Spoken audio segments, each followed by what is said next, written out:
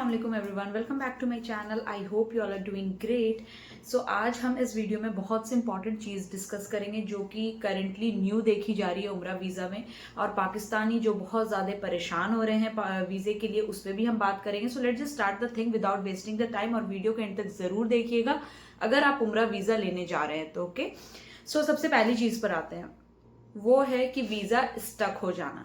तो देखें, सब पहले जो है जब वीजा इशू होता था तो पाकिस्तानियों के साथ क्या होता था कि उनका वीजा स्टक हो जाता था, व्यू इन काउंसुलेट चला जाता था। ठीक है, उसके बाद ये चीज हो भी रही है। दूसरी चीज क्या है कि बहुत सारे लोगों का वीजा स्टक है जिनके एजेंट उनको बता नहीं रहे कि आपका वीजा स्टक है, वो बस कह रहे कि ओके वीजा इशू हो जाएगा, वेट करें, ये करें, वो करें, जो भी है। तो देखें, पाकिस्तानियों के साथ ये होता था, उनको बायोमेट्रिक करनी पड़ती थी, लेकिन अब ये इंडियंस के साथ भी देखा जा रहा है, इजिप्शियंस के साथ भी देखा जा रहा है। ठीक है, अब आप लोग एक गलती क्या नहीं करिए वो मैं आपको बता रही हूँ। जब हम वीजा अप्लाई करते हैं, ठीक है, एक क्या हुआ कि मैंने 4 फैमिलीज का वीजा अप्लाई किया, देवर इजिप्शियन, ठीक है, और देवर रेसिडेंट ऑफ यूएई। उन्होंने मुझे यूएई की रेसिडेंट आईडी भी दी, ठीक है, लेकिन उन्होंने ये नहीं कहा कि करेंटली वो कहाँ है। तो मैंने उनका वीजा अप्लाई कर दिया, जिसमें 3 वीजा क्लियर हो गया और एक वीजा जो है वो स्टक हो गया। I will show you now, आप चेक करें। देखें, इस तरह से वीजा जो है ना स्टक हो जाता है। If you can see it's written UAE. देखिए, मैंने यहाँ पे पुट किया है यूएई, एंड यहाँ पे आई होप आपको दिख रहा होगा कॉन्सुलेट रिव्यू। ठीक है, तो इस तरह से वीजा जो है उनका स्टक हो गया। ठीक है, उन्होंने मुझसे कहा यूएई, हालांकि वो थे इजिप्ट के, सॉरी आई एम सॉरी, वो इजिप्शियन है, उनकी नेशनैलिटी, उनका पासपोर्ट इजिप्शियन था, लेकिन वो रहते थे यूएई में। तो उन्होंने मुझे नहीं बताया कि currently they are in Egypt. मैंने वीजा अप्लाई किया, उसमें मैंने कॉन्सुलेट यूएई डाल दिया।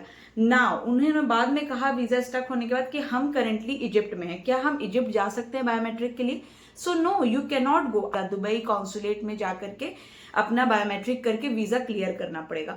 तो आप का पासपोर्ट किस नेशनैलिटी का है, एंड साथ ही साथ आप करेंटली कहाँ हैं, ये मेंशन करना नहीं भूलिए, क्योंकि किसी का भी वीजा व्यू इन काउंसुलेट जा सकता है। इन दैट सिचुएशन आपको बायोमेट्रिक करने जाना हो सकता है। तो मेक श्योर कि आप जिस कंट्री में करेंटली अवेलेबल हैं वो क्लियर करें, अपने एजेंट को बताएं। अब बहुत सारे बाद में जो लोग जा करके फंस जा रहे हैं, तो देखें, इसमें गलती सिर्फ एजेंट की नहीं है, आपकी है।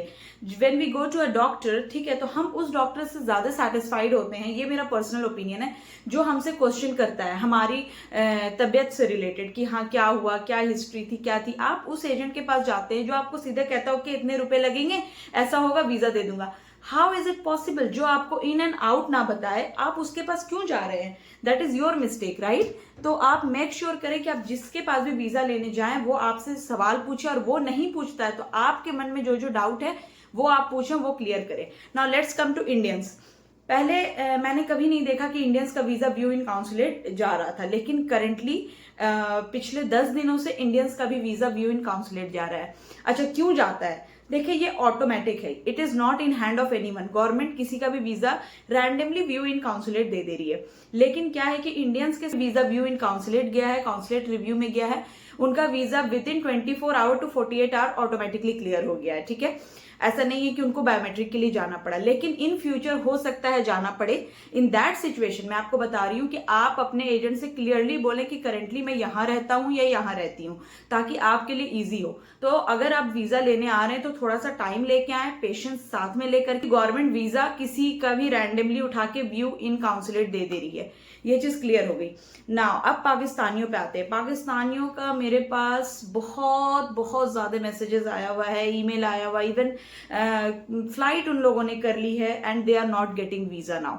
तो आप लोग वीडियो देखा करें, अपडेटेड रहा करें। मैंने आपको बताया था गवर्नमेंट ने मेजॉरिटी आईडीज को ब्लॉक कर दी। It's not only about virtual ID, ठीक है। I issue visa for Bangladesh, I will post also Egyptian, Indian, Sudan, but Pakistan के साथ गवर्नमेंट ने ये कर दिया है कि आपको कॉन्ट्रैक्ट साइन करना होगा। कॉन्ट्रैक्ट साइन होने के बाद भी आप 10 को भेजती हैं, 10 में एक वापस आएगा, तो एक ही की जगह खाली होगी। एंड द रीजन कॉन्ट्रैक्ट हमारा साइन नहीं हो पा रहा है because Pakistani operator are charging so much. उसके बाद उनका कहना है कि हम 2 महीना टाइम लेंगे वीजा देने में। सो मैं नहीं चाहती हूँ कि किसी को प्रॉब्लम में दूँ। इट्स सो सिंपल, जब चीजें सेटल डाउन होंगी पाकिस्तानियों के लिए, थोड़ा सा चीजें नॉर्मलाइज होंगी तो ही हम करेंगे।